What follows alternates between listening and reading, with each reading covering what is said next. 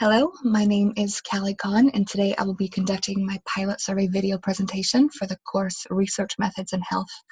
The title of the study is A Pilot Survey Investigating the Relationship Between Exposures and Sleep Outcomes. For a brief introduction, the research topic I chose to focus my attention on are the impacts on regular sleep behaviors within students at Boise State University. The pilot study was created around 3 EDP framework questions. EDP just means expose, disease, and population. It's just an acronym. EDP questions really just seek to understand relationships between cause and effect. My first research question was, is academic workload related to the amount of sleep had per night of undergraduate Boise State Health and Public Health students? My second is, are hours of nightly sleep related to the reported stress levels of undergraduate Boise State Health and Public Health students? And my third and final question was, is students' housing related to the hours of rest of Boise State Health and Public Health students? As we continue through this report, it's important to be familiar with some key background information regarding the topic of sleep, and more specifically, sleep and college students. Research has found that academic stress and sleep quality are directly related to one another. The findings indicate that the more stressed a student is, the lower quality of sleep they will have.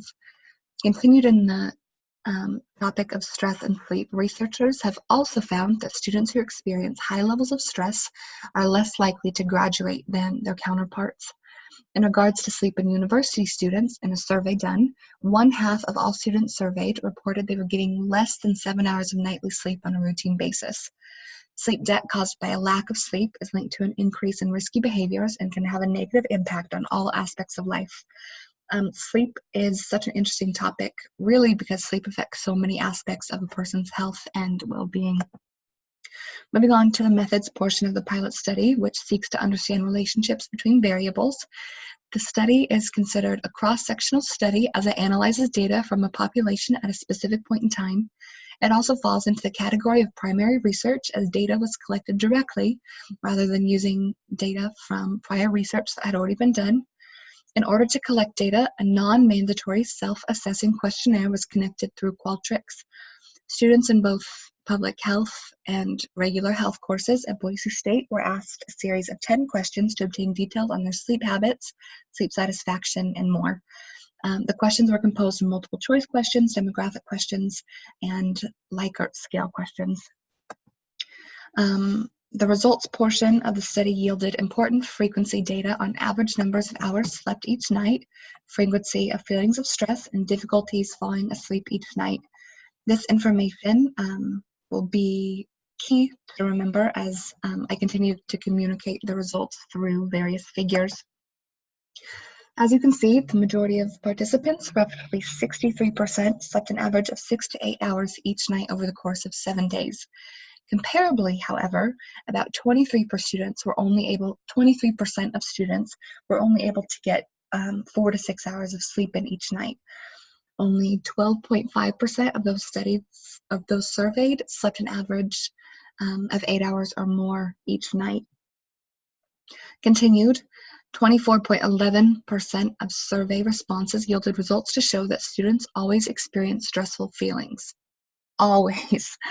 More than half of participants said they feel stressed very often, and only 2.7% of those who participated in the survey said they rarely or never felt stressed. Finally, data results also showed that 45% of those surveyed had a difficult time falling asleep at night. Using the data yielded from the survey questions, Figure 2 shows the statistical significance of those relationships between hours of sleep and overall feelings of stress. The data shows that those who get less than 8 hours of sleep nightly have reported feeling stressed more often than those who received 8 hours of sleep or more. The p-value yielded is 0.00232. A lower p-value suggests a greater likelihood that the observed differences are real. Historically, a p-value of 0.05 or lower has commonly been used as the threshold in determining whether a relationship between variables is statistically significant.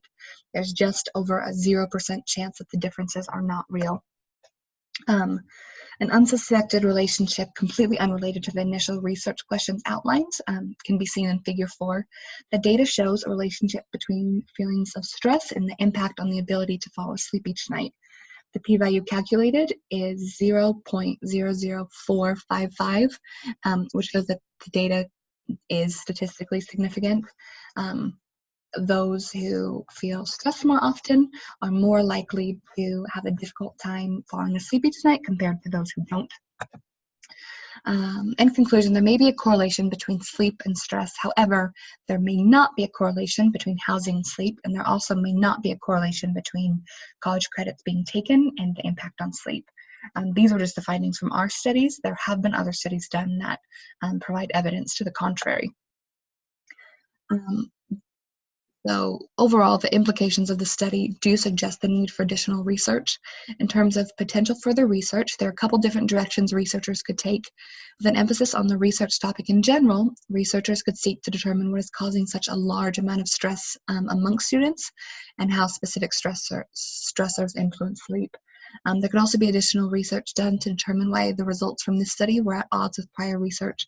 For example, researchers could study whether or not housing had impacts on sleep based on geographic location. So, for example, researchers could look at sleep and housing correlation in Flint, Michigan, and then compare sleep and housing impacts on each other in like Boise, Idaho. In regards to the specific EDP framework research questions, additional research can be done using the same research method and model, but there could be stricter requirements regarding demographic qualifications. So, for example, all survey participants would need to be within the same age group. Additionally, results may vary had the study been done with a sample random population instead of a convenience population. Obviously, those who you are doing the study with can have an impact on your results. All of my references can be seen as followed. All sources that were used within this presentation have been cited. Thank you so much for this opportunity to present.